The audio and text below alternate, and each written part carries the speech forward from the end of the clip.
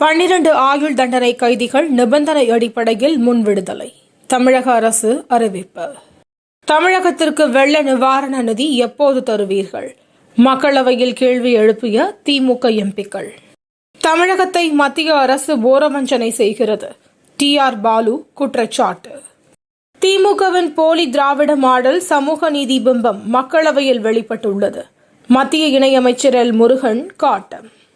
மக்களின் உயிருக்கு கூட பாதுகாப்பு இல்லாத நிலையில் போக்குவரத்து துறை முற்றிலும் செயலிழப்பு. பாஜக மாநில தலைவர் அண்ணாமலை குற்றச்சாட்டு. திமுக பாஜகவை தவிர எதிரிகள் யாரும் இல்லை. அதிமுக முன்னாள் அமைச்சர் ஜெயக்குமார் பேச்சு. நேருவை பற்றி பேச மோடிக்கு என்ன தகுதி இருக்கிறது? தமிழக காங்கிரஸ் கமிட்டி தலைவர் கே.எஸ். அழகிரி கேள்வி. அதிமுக உட்கட்சி தேர்தல் விவகாரத்தில் தலையிட முடியாது. சென்னை உயர்நீதிமன்றம் திட்டவட்டம். இந்திய ஜனநாயகம் நடுத்தருவில் இருக்கிறது. விசிக தலைவர் திருமாவளவன் எக்ஸ் தளத்தில் பதிவு. மாற்றத்தை ஏற்படுத்தும் முயற்சி முத்ரா திட்டம்.